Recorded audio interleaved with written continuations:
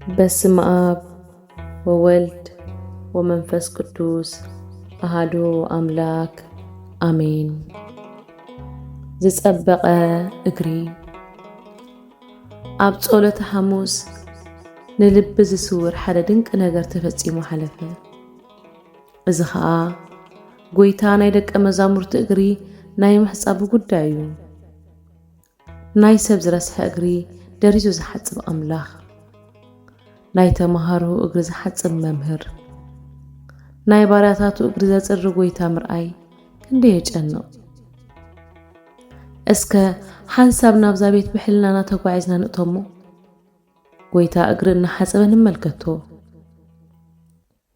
ናይ 5ይ ክፍለ ዘመን በዓል ቅኔ ናይ ቅዱስ ኤፍሬም ተማሃሪ ሶርያዊ ቄርሎና ብመንፈስ ሕልና ነታ ቤት ብኸምዚ ኢልዋ ነበረ።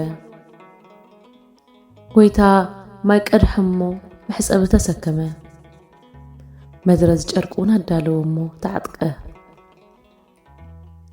ናይ ደቀ መዛሙርቱ እግሪ ድማ ክሓጽብ ጀመረ።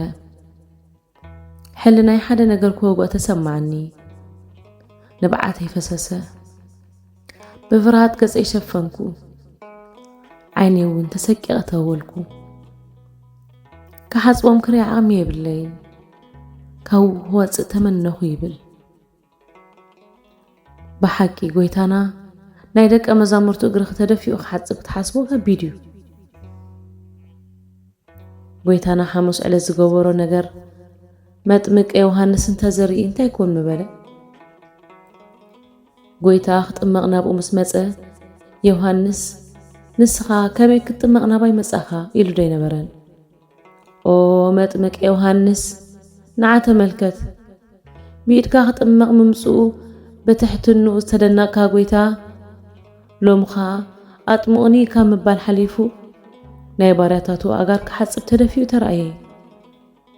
ንስኻ ስራካ ሳእኖ ክፈትሕ ኣይበቅዕን ዝበልካዮ ጎይታ ተደፊኡ ናይ ሃዋርያቱ ጫማ ክፈትሕ ኣጋሮም ክሓጽብን ምስ ረኣኻ እንታይ ምበልካ?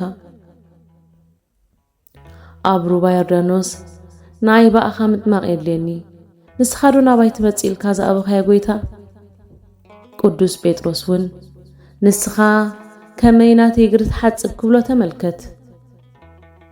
ብርግጽ ኣብ ሩባ ዮርዳኖስ ተረእየ ትሕትና ዝበለጸ ትሕትና ኣብዚ ቤት ተረእየ።